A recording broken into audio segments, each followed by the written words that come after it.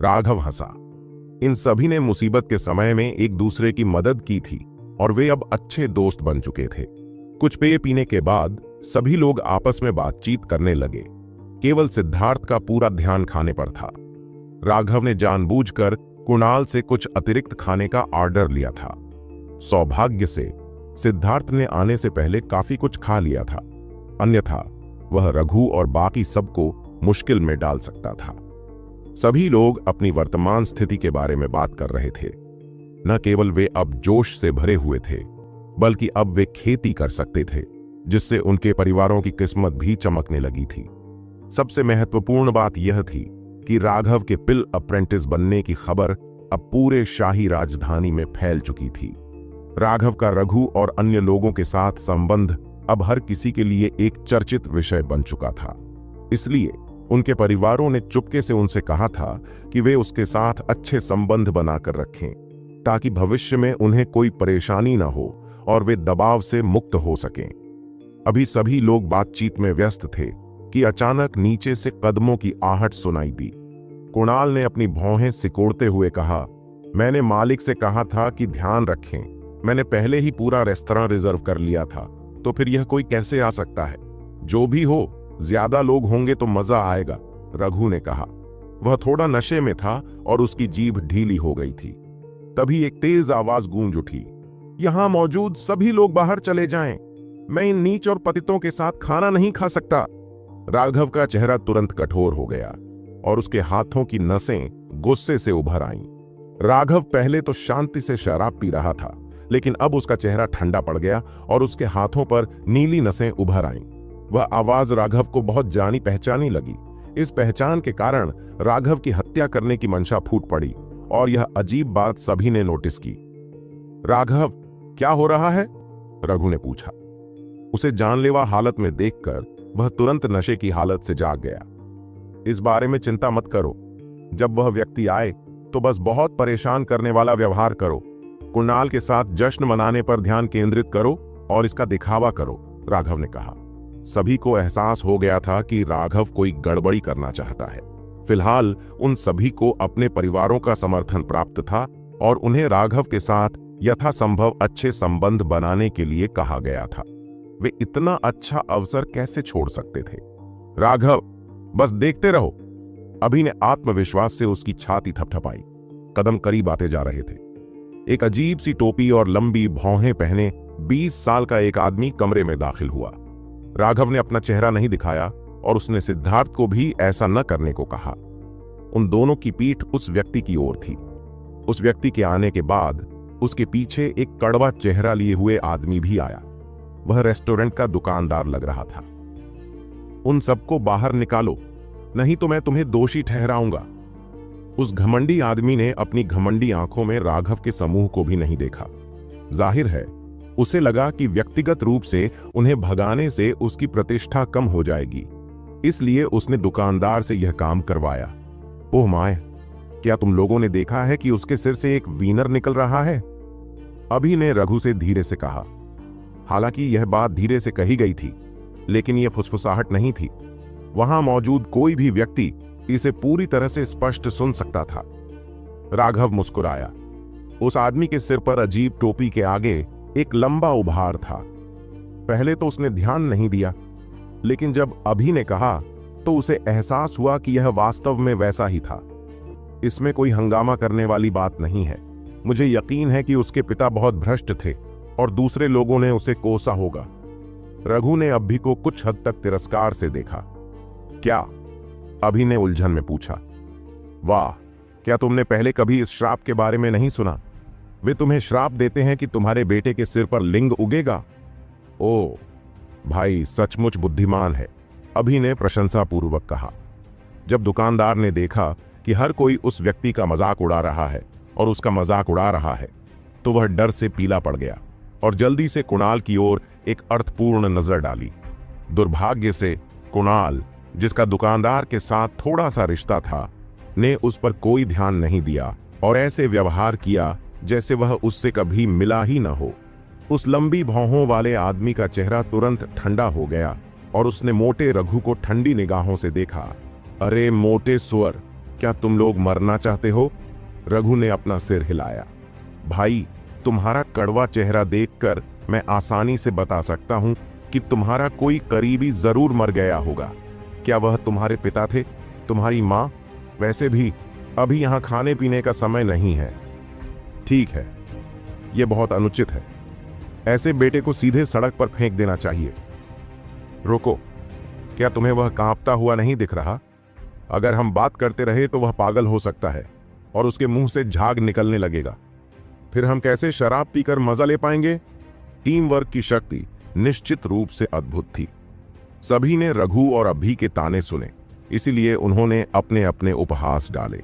उन्हें निश्चित रूप से ऐसे अवसर पर कम से कम अपने चुटकुले तो पेश करने ही थे। मर जाओ।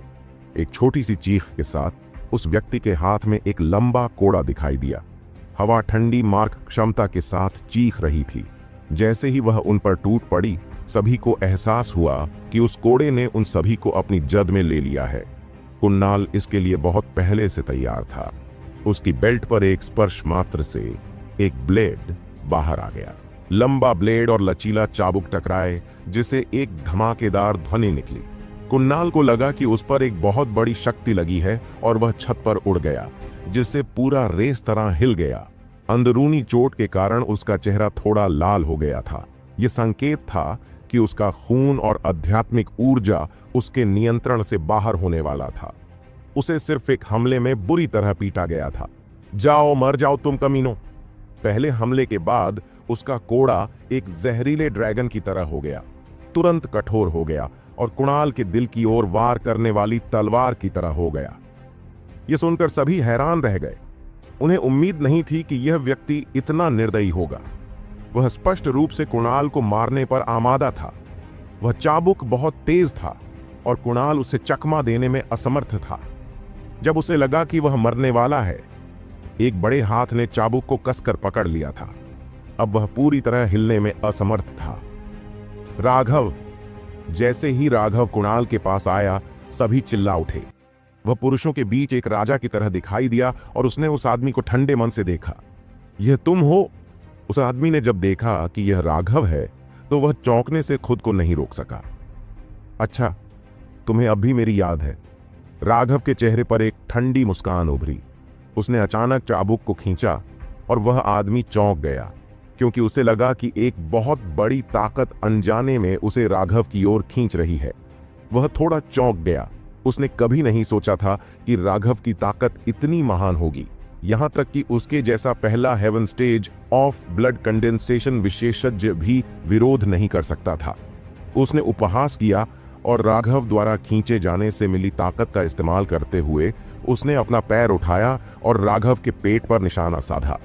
उसकी प्रतिक्रियाएं इतनी तेज थीं कि इससे दूसरे लोग चकित और भ्रमित हो गए। यह व्यक्ति स्पष्ट रूप से एक सच्चा विशेषज्ञ था। उसे दौड़ता देख राघव ने भी एक जोरदार किक मारी। उसकी गति इतनी अधिक नहीं थी, लेकिन यह एकदम सही समय पर थी, जिससे कि वह उस व्यक्ति की जांघ पर जाकर गिरी, ठीक उसके पहले कि उसका हमला राघव के पेट तक पहुंचे। किसी चीज के फटने की आवाज सुनकर बाकी सभी की कमर ठंडी हो गई। उनकी पीठ पर रोंगटे खड़े हो गए। आह! पूरे रेस्टोरेंट में एक करुण चीख गूंज उठी। जिसने भी यह चीख सुनी, उसके रोंगटे खड़े हो गए। लेकिन इतनी खून जमा देने वाली चीख भी उसके दर्द को कम नहीं कर सकी। वह जमीन पर बुरी तरह लौटने लगा। उसका चेहरा दर्द से विकृत हो गया था और वह चीख रहा था। इन तीव्र हरकतों के कारण उसकी टोपी अचानक गिर गई और रघु और अन्य लोगों के हाव भाव बदल गए। आर्यद्वीप साम्राज्य से कोई? जब टोपी उतारी गई तो उसमें एक बहुत ही पुराना बालों का गुच्छा दिखाई दिया, जो अंगूठे की तरह फैला हुआ था। इसमें कोई आश्चर्य नहीं था कि उसकी टोपी इतनी अजीब थी। बालों का वह जूड़ा आर्यद्वीप की निशानी था। केवल उच्च पद वाले कुलीन लोग ही अपने बालों को इस तरह से स्टाइल करते थे। सभी ने एक दूसरे को निराशा में देखा, यह महसूस करते हुए कि उन्होंने यहां एक बहुत बड़ी आपदा का कारण बना दिया है। आर्यद्वीप और फिनिक्स क्राई के बीच अच्छे संबंध थे और इस तरह की आपदा दोनों साम्राज्यों के बीच संबंधों को भी प्रभावित कर सकती थी। परिणाम गंभीर होंगे। लुढ़कते हुए आदमी को देखकर राघव के अंदर दबा हुआ गुस्सा थोड़ा कम हुआ। उसने कोड़ा सिद्धार्थ को थमा दिया और कहा, उसने तुम्हें मारा है, अब तुम उसे वापस मार सकते हो। किसी को मारना? मैं नहीं मार सकता। सिद्धार्थ हिचकिचाया। राघव का चेहरा काला पड़ गया। तुम मेरी बात नहीं सुनोगे? मैं यह करूंगा। राघव के चेहरे पर उदासी छा गई। सिद्धार्थ तुरंत डर गया। उसने सिर्फ इतना ही जाना था कि पीटे जाने पर कैसा महसूस होता है। यह पहली बार था जब उसने पलटवार किया। उसने हाथ में चाबुक थामे रखा और कुछ देर तक हिचकिचाया, लेकिन वार करने की हिम्मत नहीं जुटा पाया। करो! राघव चिल्लाया। उसे सिद्धार्थ को यह कदम उठाने के लिए मजबूर करना पड़ा, अन्यथा उसे जीवन भर केवल परेशान ही रहना पड़ता। ठीक है, ठीक है। सिद्धार्थ ने एक गहरी सांस ली और उस पर हमला करने के लिए चाबुक का इस्तेमाल किया। अरे, लेकिन वह चीख लंबी भौहों वाले आदमी की नहीं थी। वह तो सिद्धार्थ के सबसे करीबी व्यक्ति की थी। भाई सिद्धार्थ, तुम्हें बेहतर निशाना लगाना होगा। उस व्यक्ति को अपने आंसू दबाने पड़े और उसने अपनी जांघ को रगड़ा, जिस पर सिद्धार्थ ने बहुत जोर से चोट मारी थी। सिद्धार्थ का चेहरा लाल हो गया। उसने कभी चाबुक का इस्तेमाल नहीं किया था। चाबुक इतना हल्का था कि वह कोई वास्तविक बल प्रयोग नहीं कर सकता था। सामने वाले व्यक्ति को चूकने के कारण वह अपने पड़ोसी को मार देता है। राघव ने आह भरी। इस बच्चे को खुद पर संयम रखने की जरूरत है। जारी रखें। जब राघव ने यह चिल्लाया तो सभी तुरंत कम से कम 10 मीटर दूर भाग गए। केवल इतनी दूरी पर ही वे सुरक्षित महसूस करते थे। दरार। इस बार सिद्धार्थ ने चाबुक चलाने की थोड़ी बहुत कला सीख ली थी, लेकिन फिर भी वह अपने लक्ष्य से लगभग 3 मीटर दूर रह गया। लंबी भौहों वाला आदमी अभी भी अपनी कमर को कसकर पकड़े हुए था। उसका चेहरा दर्द से टेढ़ा हो गया था। उसने सिद्धार्थ के कमजोर हमलों पर कोई ध्यान नहीं दिया। राघव, इस बार मैं निश्चित रूप से इसे सही करूंगा। यह देखकर कि राघव का चेहरा कितना भद्दा हो गया था, सिद्धार्थ ने जल्दी से उसे आश्वस्त किया और फिर से कोड़ा मारने के लिए तैयार हो गया। ठीक इसी समय सबके पीछे एक आकृति दिखाई दी। यह व्यक्ति 30 के दशक में था और उसके चेहरे पर एक असाधारण रूप से लंबा ब्लेड का निशान था, जिससे वह बेहद भयंकर लग रहा था। अपना हाथ रोको! उस आदमी ने गुस्से में जोर से चिल्लाया जब उसने देखा कि वह आदमी फर्श पर लेटा हुआ है और सिद्धार्थ अपने उठे हुए हाथ में कोड़ा पकड़े हुए है। सिर्फ इसलिए कि तुमने हमें रुकने के लिए कहा। हमें रुक जाना चाहिए। उसे मारो! राघव ने ठंडे स्वर में आदेश दिया। राघव की बात सुनकर सिद्धार्थ ने बिना किसी हिचकिचाहट के उस आदमी पर एक और वार किया।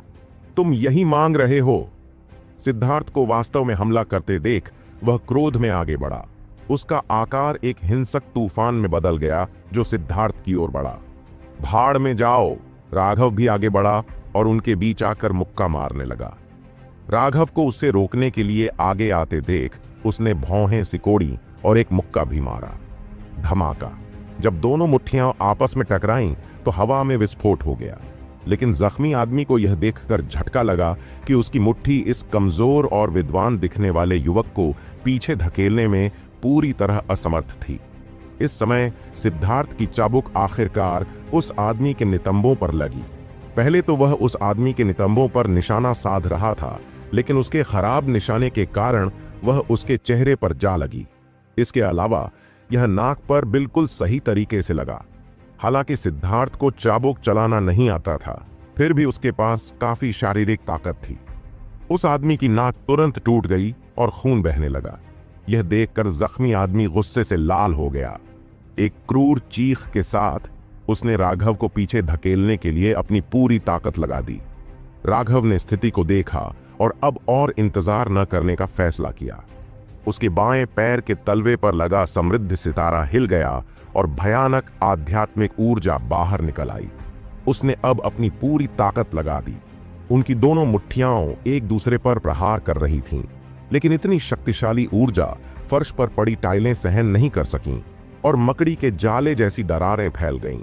जख्मी आदमी के चेहरे पर तब बदलाव आया जब उसे पता चला कि राघव अभी भी उसे रोक सकता है जब वह अपनी पूरी ताकत लगा देता है। उसके अंदर से हत्या की भावना फूट पड़ी। उसकी आभा उसके शरीर से फूट पड़ी और हवा में खून के रंग की हल्की सी आध्यात्मिक ऊर्जा भी भरती हुई दिखाई दे रही थी। उसकी भयावह ऊर्जा के कारण वातावरण भी भारी हो गया। बाकी सभी को सांस लेने में थोड़ी परेशानी हो रही थी। मध्य रक्त संघनन क्षेत्र। हर कोई आश्चर्यचकित था, क्योंकि रक्त आध्यात्मिक ऊर्जा का वह स्तर कुछ ऐसा था जिसे केवल मध्य रक्त संघनन विशेषज्ञ ही प्राप्त कर सकते थे। मार्शल साधना के प्रत्येक प्रमुख स्तर में 9 गौण स्तर होते थे, जो प्रथम स्वर्ग चरण से 9वें स्वर्ग चरण तक विभाजित होते थे। पहले से तीसरे हेवन स्टेज शुरुआती चरण के थे, चौथे से छठे मध्य चरण के थे और 7वें से 9वें अंतिम चरण के थे। जहां तक उनके सामने जख्मी आदमी की बात है, अब जब उसकी सारी ताकत खत्म हो गई थी तो सभी को एहसास हुआ कि वह एक चौंकाने वाला मध्य रक्त संघनन विशेषज्ञ था। धमाका। राघव को लगा कि उसका खून और आध्यात्मिक ऊर्जा बह रहा है और वह 3 मीटर पीछे धकेल दिया गया। उसके पेट में दर्द होने लगा। उसे आखिरकार अपनी सीमा का पता चल गया था। उसके सामने खड़ा यह व्यक्ति ऐसा था जिसके साथ वह अब भी मुकाबला नहीं कर सकता था। उसके अंदर डर और सदमा भर गया। जहां तक उस जख्मी आदमी की बात है तो उसने बिना किसी हिचकिचाहट के राघव की ओर मुट्ठी तान दी। तुमने मेरे राघव पर हमला करने की हिम्मत की। अचानक एक भयंकर गर्जना ने सभी के कान हिला दिए और रक्तवर्णी प्रकाश से युक्त एक मुट्ठी ने उस जख्मी आदमी की ओर अपार शक्ति के साथ प्रहार किया। तुमने मेरे भाई राघव को मारने की हिम्मत की। उस आदमी को अचानक ऐसा महसूस हुआ जैसे कोई विशालकाय राक्षस उसे घूर रहा हो। बिना सोचे समझे राघव पर किया गया मुक्का तुरंत दिशा बदल गया और एक मुट्ठी से टकराया जो उसकी अपनी मुट्ठी से भी बड़ी थी। टकराना, पूरा रेस्तरां हिल गया और हर कोई यह देखकर हैरान रह गया कि राघव की रक्षा करने वाली विशाल आकृति वास्तव में सिद्धार्थ थी। सिद्धार्थ युद्ध के देवता की तरह था। उसकी आंखें लगभग आग उगल रही थीं और उसकी त्वचा पर एक अजीब सी लाल परत उभर आई थी। वह वास्तव में जख्मी आदमी के मुक्के को मजबूती से रोकने में कामयाब रहा, लेकिन हालांकि उसने इसे रोक दिया, फिर भी सिद्धार्थ को कई कदम पीछे हटना पड़ा और अगर राघव उसका समर्थन करने के लिए नहीं आया होता तो वह जमीन पर गिर जाता। जख्मी आदमी फिर से हैरान था। राघव और सिद्धार्थ दोनों के पास कोई स्पष्ट साधना आधार नहीं था, फिर भी वे वास्तव में उसे लगातार रोकने में सक्षम थे। एक रक्त संघनन विशेषज्ञ। उसके सदमे ने जल्दी ही हत्या के इरादे को जन्म दिया। राघव ने देखा कि उसने उस आदमी की हत्या की मंशा को भड़का दिया था। उसका समृद्ध सितारा अभी तक पूरी तरह से संघनित नहीं हुआ था और इसलिए वह उसे संभालने में असमर्थ था। सबसे महत्वपूर्ण बात यह थी कि हालांकि जख्मी आदमी ने अपनी पूरी ताकत लगा दी थी, लेकिन उसने अभी तक उन्हें सच्चा विरोधी नहीं माना था। शुरू से लेकर अब तक उसने अभी तक कोई युद्ध कौशल का उपयोग नहीं किया था। उसने स्पष्ट रूप से उन पर अपनी पूरी हमले की क्षमता को उजागर नहीं किया था। राघव को नहीं पता था कि सिद्धार्थ के साथ ऐसा क्या हो रहा था कि वह अचानक कई गुना शक्तिशाली हो गया। लेकिन भले ही वे दोनों हाथ मिला लें, वे निश्चित रूप से जख्मी आदमी के जानलेवा हमलों को रोक नहीं पाएंगे। राघव ने चुपके से अपनी स्थानिक अंगूठी को रगड़ा। उसके हाथ में एक लाल रंग की औषधीय गोली दिखाई दी। जब उसने ठंडे मन से उस जख्मी आदमी को देखा, सब रुक जाओ। जैसे ही जख्मी आदमी दोबारा हमला करने की तैयारी कर रहा था, एक ठंडी आवाज गूंजी और लोगों का एक समूह रेस्तरां की सबसे ऊपरी मंजिल पर आ गया। वहां कम से कम 1 दर्जन लोग थे, जिनमें से अधिकतर ने सुरक्षा कवच पहन रखा था, लेकिन आगे खड़े 2 लोगों ने पीले शाही वस्त्र पहन रखे थे। महामहिम युवराज को नमस्कार। उस व्यक्ति को देखकर सभी लोग चौंक गए और झट से घुटनों के बल बैठ गए। वह व्यक्ति युवराज मनोज था। वह 27 साल का लग रहा था और उसकी चौकोर नाक के कारण वह काफी गरिमामय और प्रभावशाली लग रहा था। उसके बगल में बैठा आदमी थोड़ा छोटा था। वह गोरा और बहुत सुंदर था, हालांकि वह लोगों को बहुत नरम और कोमल एहसास भी देता था। भाई मनोज, क्या आपका फीनिक्स क्राई साम्राज्य अपने मेहमान के साथ इस तरह का व्यवहार करता है? उस आदमी ने उदास होकर पूछा। इस समय मनोज की अभिव्यक्ति थोड़ी भद्दी थी। जमीन पर लेटे हुए लंबी भौहों वाले आदमी को देखते हुए उसने गुस्से से पूछा, यहां क्या हो रहा है? क्या तुम सब अंधे हो गए हो? क्या तुम्हें एहसास नहीं है कि ये आर्य द्वीप से आए मेहमान हैं? मनोज की नजर उन सभी पर पड़ी। रघु और बाकी सभी के दिल घबराहट से धड़क रहे थे और उनके माथे से पसीना बह रहा था। वे बता सकते थे कि उस व्यक्ति का युवराज से इस तरह बात करना उसके बालों के बन के अलावा इस बात का संकेत था कि वह संभवतः आर्यद्वीप का राजकुमार था। आर्यद्वीप एक समय फीनिक्स क्राई साम्राज्य के साथ प्राणघातक दुश्मन थे, लेकिन पिछले कुछ दशकों में उनके संबंध मधुर हो गए थे और वे सहयोगी बन गए थे। लेकिन आर्यद्वीप के पास केवल 2 राजकुमार थे और वे नहीं जानते थे कि यह व्यक्ति युवराज था या दूसरा राजकुमार। मेरी आंखें अंधी नहीं हुई हैं, इस आदमी की आंखें कुत्ते जैसी अंधी हैं, इसलिए मैंने उसके मालिक की जगह ले ली और उसे थोड़ा सबक सिखाया। राघव उदासीनता से आगे बढ़ा।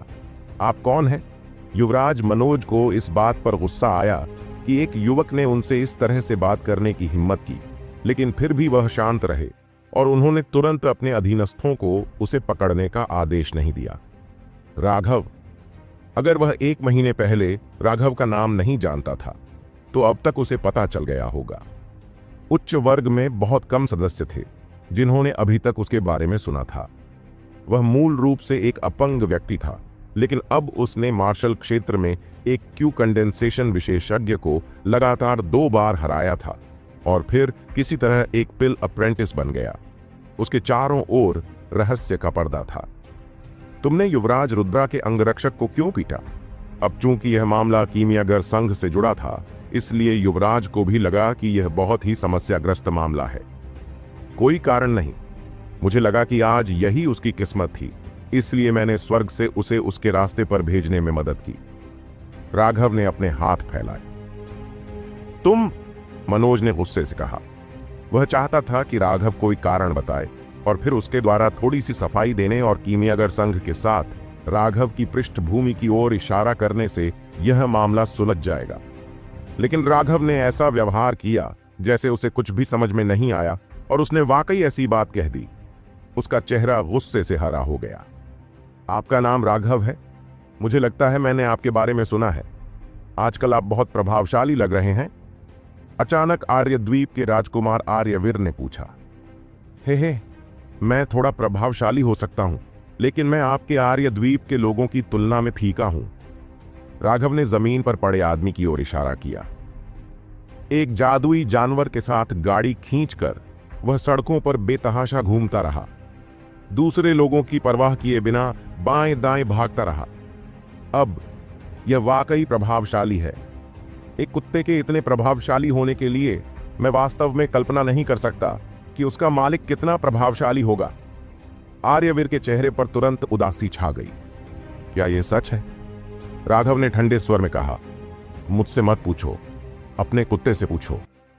शिवम, क्या सच में ऐसा कुछ हुआ था? आर्यवीर की नजर निर्दयी हो गई, लेकिन उसने जल्दी से उसे नीचे धकेल दिया।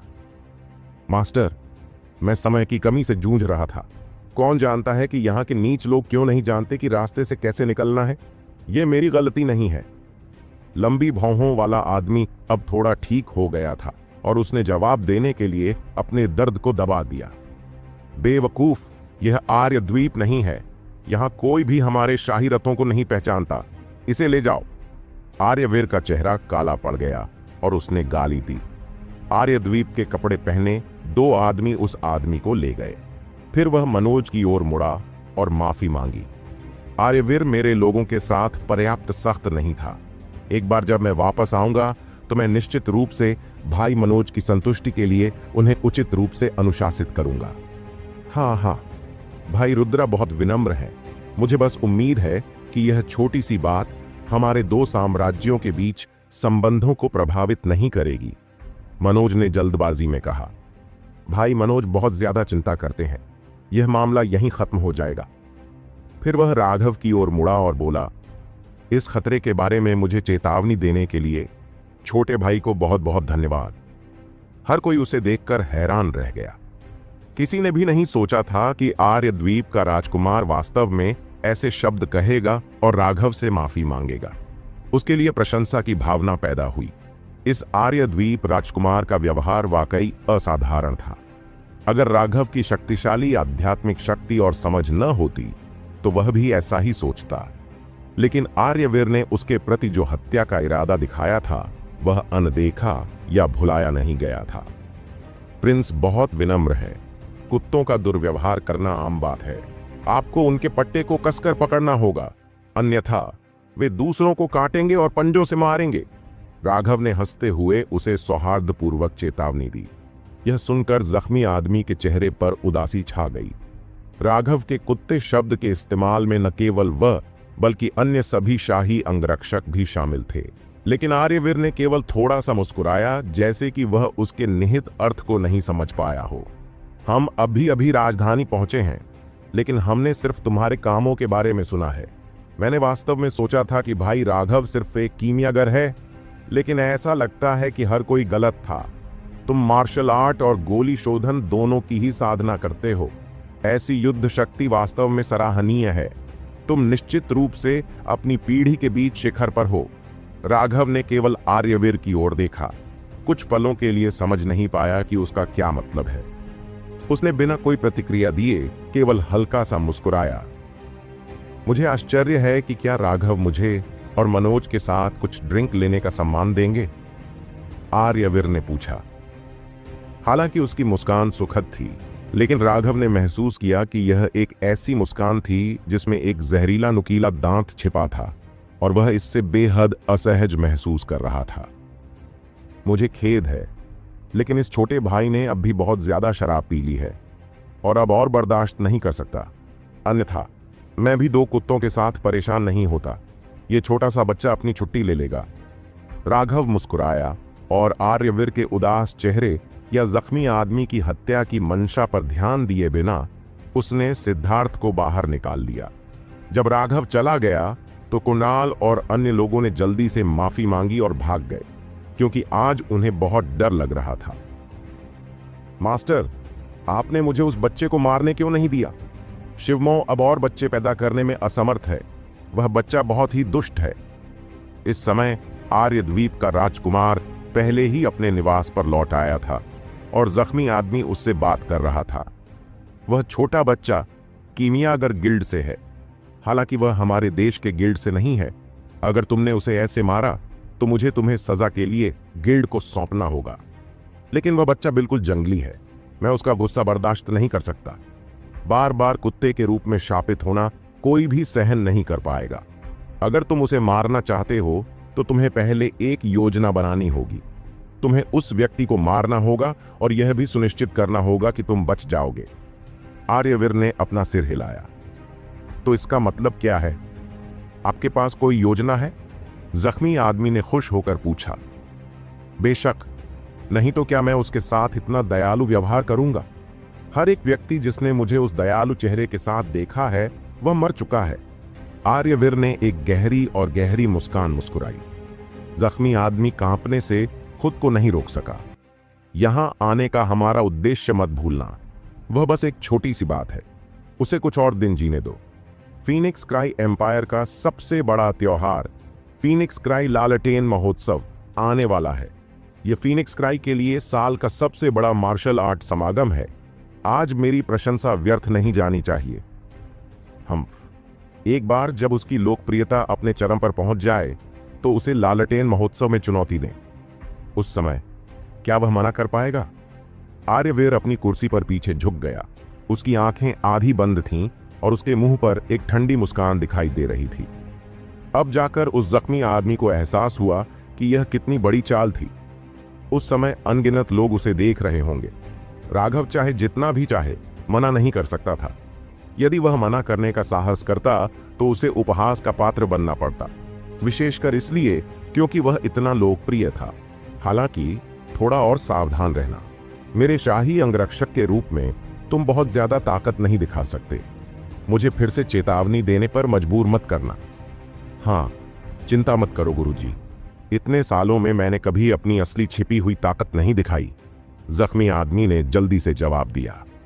आर्यवीर ने सिर हिलाया, रात के आसमान की ओर देखते हुए। उसकी पुतलियां रात के पर्दे के समान ही रंग की थीं। अथाह, सिद्धार्थ, ये क्या हुआ? तुम्हारी शक्ति अचानक इतनी क्यों बढ़ गई? जैसे ही वे घर पहुंचे, राघव ने तुरंत सिद्धार्थ से पूछा कि क्या हुआ था। उस समय सिद्धार्थ ने राघव को भी चौंका दिया था। मुझे नहीं पता, जब मैंने देखा कि वह व्यक्ति आपको नुकसान पहुंचाने वाला था तो अचानक मेरा सिर चकराने लगा और शरीर में आग की सी गर्मी महसूस होने लगी। ऐसा लग रहा था जैसे मेरे शरीर से कोई अदृश्य ऊर्जा बह रही हो, सिद्धार्थ ने अनिश्चितता के साथ बताया। राघव ने सिद्धार्थ के कंधे पर हाथ रखा और अपनी आध्यात्मिक शक्ति का इस्तेमाल करके उसके शरीर की गहराई से जांच की। जैसे ही उसने सिद्धार्थ के शरीर में प्रवेश किया, उसे एक पूरी तरह से चौंकाने वाली स्थिति का पता चला। सिद्धार्थ का शरीर अन्य सभी से बिल्कुल अलग था। अधिकांश लोगों के शरीर में कई घुमावदार मेरिडियन होते हैं, लेकिन सिद्धार्थ के शरीर में सिर्फ 4 ही मेरिडियन थे। ये 4 मेरिडियन उसके डेंटियन से उसके 4 अंगों तक जाते थे। राघव के लिए यह पहली बार था जब उसने ऐसा कुछ देखा। इसके अलावा सबसे अजीब बात यह थी कि सिद्धार्थ की कोशिकाएं ज्यादातर बंद हो चुकी थीं। ऐसा लगता था जैसे वे मर चुकी हैं, लेकिन यह सचमुच की मौत नहीं थी। राघव को यह समझ में आया कि जैसे ही गर्मी इन पर से गुजरेगी, ये कोशिकाएं जो निष्क्रिय अवस्था में थीं, तुरंत ही अपने पास से गुजरने वाली किसी भी कोशिका को अवशोषित कर लेंगी और फिर अपनी स्थिर अवस्था में लौट आएंगी। सिद्धार्थ सच में एक अजीब व्यक्ति था। सैकड़ों संभावनाओं पर विचार करने के बाद राघव आखिरकार एक विशिष्ट निष्कर्ष पर पहुंचा। सिद्धार्थ, क्या तुम्हारा पेट कभी पूरी तरह से भरा हुआ था? राघव ने पूछा। मैं जब तक भर नहीं जाता तब तक खाता रहता हूं, सिद्धार्थ ने हल्के से कहा। मुझे सच बताओ। ठीक है, मेरे लिए तो आधा पेट भरना ही काफी है, सिद्धार्थ ने चुपके से जवाब दिया, जैसे कुछ छिपा रहा हो। सिद्धार्थ, याद रखो, मैं तुम्हारा भाई राघव हूं। तुम मुझसे कोई झूठ नहीं बोल सकते। अगर तुम झूठ बोलोगे तो मैं पागल हो जाऊंगा, राघव ने गंभीरता से चेतावनी दी। भाई राघव, मैं जानता हूं, सिद्धार्थ ने घबराते हुए जवाब दिया। मुझे बताओ, तुम्हें कितनी शक्ति पाने के लिए क्या खाना पड़ता है? मांस, सिद्धार्थ ने जवाब दिया। किस प्रकार का मांस? कोई भी मांस, लेकिन बीफ सबसे अच्छा है, मैंने थोड़ा सा खाया है, सिद्धार्थ ने कहा। राघव ने सिर हिलाया। सिद्धार्थ की विशेष शारीरिक संरचना के कारण उसकी 99% कोशिकाएं निष्क्रिय अवस्था में थीं। यह इसलिए था क्योंकि उसके शरीर में ऊर्जा की भारी कमी थी। आत्मरक्षा के लिए उसे ऐसी स्थिति में आना पड़ा। राघव ने अपनी वैद्यराज की यादों के साथ सोचा, लेकिन उसने कभी भी ऐसा अजीब शरीर नहीं देखा था। इतनी शक्तिशाली संरचना के बावजूद उसकी केवल 1% कोशिकाएं काम कर रही थीं। अगर उसकी सारी कोशिकाएं सक्रिय हो जातीं, तो वह कितना भयानक दृश्य होता। यह सोचकर राघव घबराया हुआ था, लेकिन सिद्धार्थ का स्वभाव ऐसा था, जितना वह मजबूत होता उतना ही अधिक ताकतवर बनता। एक बार में तुम कितना मांस खा सकते हो? 5 किलोग्राम, सिद्धार्थ थोड़ा संकोच करते हुए बोला। सच बताओ, एक पूरी गाय? सच बताओ। मुझे नहीं पता, लेकिन मुझे लगता है कि अगर मेरे पास 10 गायें हों तो वह भी कम पड़ेगी, सिद्धार्थ ने थोड़ी परेशानी से कहा, क्योंकि उससे कभी इतने अधिक मांस का सेवन करने का मौका नहीं मिला था। राघव ने सिर हिलाया, चकित होकर। ठीक है, कल मैं तुम्हारे लिए पूरा चरागाह खरीद लूंगा, तुम जितना चाहो उतना खा सकते हो। अगले दिन राघव ने संध्या से कहा कि वह सीमा पर एक बड़ा चरागाह खोजे। वह चरागाह बहुत बड़ा नहीं था, लेकिन उसमें 1000 से अधिक गायें थीं। राघव ने सिद्धार्थ को भेज दिया और इसका नतीजा यह हुआ कि अगले ही दिन चरागाह पर काम कर रहे लोग भाग खड़े हुए। बाद में वे संध्या से यह रिपोर्ट करने आए कि सिद्धार्थ एक जंगली जानवर जैसा था। वह गायों को पकड़ता, उन्हें मुक्का मारकर मार डालता, फिर उनका एक पैर तोड़ता और जब तक गाय खून से लथपथ नहीं हो जाती, वह उसे खाना शुरू कर देता था। वे सभी सिद्धार्थ को याद करके कांप रहे थे, क्योंकि उन्हें डर था कि कहीं वह उन्हें अपनी भूख के कारण न खा जाएं। राघव के पास और कोई विकल्प नहीं था सिवाय इसके कि वह सिद्धार्थ के लिए 1 दर्जन शेफ रखें, जो रोज उसे ताजे पकवान तैयार कर दें। तभी सिद्धार्थ को पका हुआ खाना मिल पाता था। राघव ने देखा कि पहले दिन सिद्धार्थ ने केवल 10 गायों को ही खाया, लेकिन जैसे जैसे दिन बढ़े उसकी भूख भी बढ़ती गई। गायों की कीमत ज्यादा नहीं थी, सिर्फ 2 या 3 सोने के सिक्के। इस कारण राघव को अपनी माली हालत की चिंता नहीं थी। सच कहें तो वह इस स्थिति से खुश था। सिद्धार्थ की भूख का बढ़ना इस बात का संकेत था कि उसकी कोशिकाएं धीरे धीरे जागृत हो रही थीं। एक दिन उसकी सारी कोशिकाएं सक्रिय हो गईं, तो सिद्धार्थ एक अलग व्यक्ति बन गया। सिद्धार्थ की समस्याओं को सुलझाने के बाद राघव अपने एकांत में चला गया। उस जख्मी आदमी के साथ की लड़ाई ने उसे बहुत बड़ा संकट समझाया। उसे यह महसूस हो रहा था कि वह आदमी अब भी पीछे हटने को तैयार नहीं था। वह फिलहाल कोई खतरा नहीं था, लेकिन राघव को लगता था कि यह मामला इतनी जल्दी खत्म नहीं होगा। वैद्यराज की आत्मा के साथ विलय के बाद राघव की खतरे को पहचानने की क्षमता कई गुना बढ़ गई थी। पिछली बार उसका विरोधी ठीक से तैयार नहीं था, लेकिन जब उसका विरोधी पूरी तैयारी से सामने आएगा तो राघव को सचमुच जान से हाथ धोना पड़ सकता था। फिर भी उसे इसका कोई अफसोस नहीं था। यदि उसे फिर से मौका मिलता तो वह वही करता जो उसने पहले किया था। अन्यथा सिद्धार्थ को जो कोड़े पड़े थे वे हमेशा उसके दिल में रहेंगे। दिल में कोई खामी नहीं होनी चाहिए, क्योंकि वह अंततः दिल शैतान बन सकता था। इसी सोच के साथ राघव ने एकांतवास में जाने का निर्णय लिया और समृद्धि की गोलियां लेना शुरू कर दिया। 7 दिन बाद उसके पैरों के तलवों पर स्थित समृद्धि स्टार से अचानक एक धमाके जैसी आवाज आई। समृद्धि तारे में बहुत बदलाव हो चुका था, क्योंकि राघव की औषधीय ऊर्जा का लगातार सेवन होने से उसमें जबरदस्त परिवर्तन आ चुका था। उसका चिकना बाहरी आवरण टूट गया और अंदर एक सितारा चमकने लगा, लेकिन यह सितारा अभी भी थोड़ा अस्पष्ट था। हालांकि यह जीवन की लय से भरपूर था, फिर भी यह स्थिति बेहद अजीब थी। वह असुरा सूत्रा बॉडी आर्ट का पहला सितारा था, समृद्धि सितारा। अब राघव यह महसूस नहीं कर पा रहा था कि वह किस स्तर की शक्ति पर था। वह पूरी तरह से चौंक गया था। समृद्धि तारे की बाहरी परत गिरने के साथ ही एक भयानक ऊर्जा के कारण पूरा कमरा कांप उठा। यह क्या बकवास है? कितना बड़ा आंदोलन है? चिंतित होते हुए भी राघव के लिए कुछ भी करना बहुत देर हो चुका था। पूरा कमरा कागज की तरह उड़ गया। उस समय स्वर्ग और पृथ्वी की ऊर्जा को एक बड़ा झटका लगा और वह तेजी से राघव की ओर बढ़ी। राघव ने मुंह से खून थूकते हुए देखा कि उसका शरीर जैसे फटने वाला था और वह बेहोश हो गया। जब राघव को होश आया तो उसने देखा कि उसकी मां उसे चिंतित नजरों से देख रही थी। वह घबराई हुई थी, लेकिन साथ ही खुशी भी व्यक्त कर रही थी। राघव, तुमने मुझे डरा दिया। तुम क्या कर रहे थे? राघव ने तुरंत जवाब दिया, मां, यह कोई बड़ी बात नहीं है।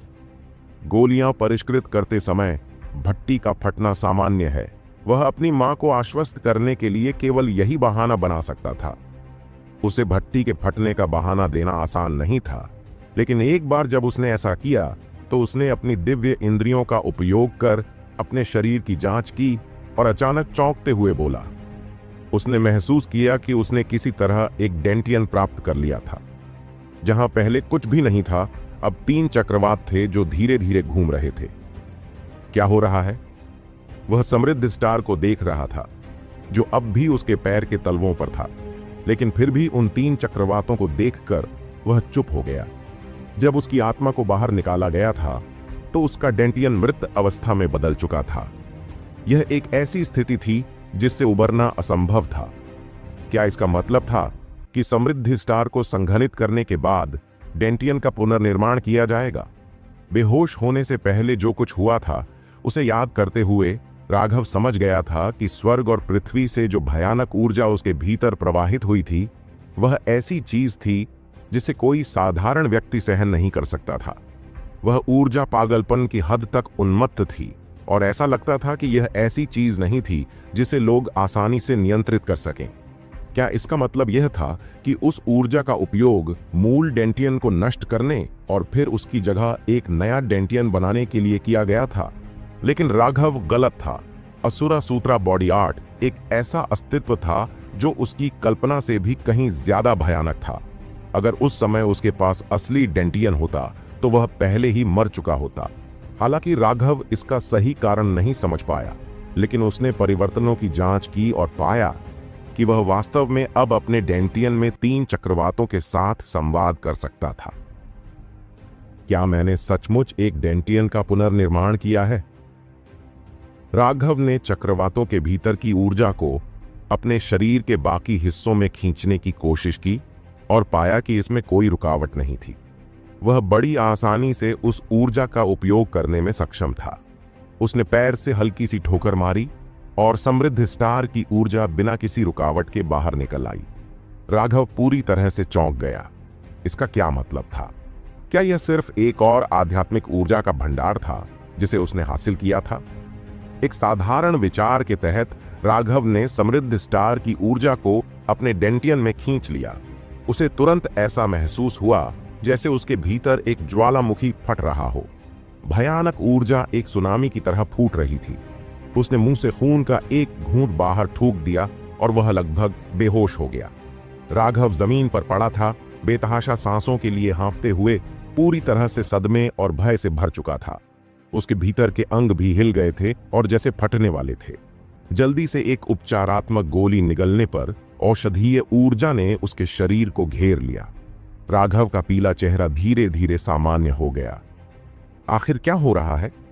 राघव ने गुस्से में अंदर ही अंदर गुर्राया। अभी अभी तो उसने खुद को ही मार डाला था।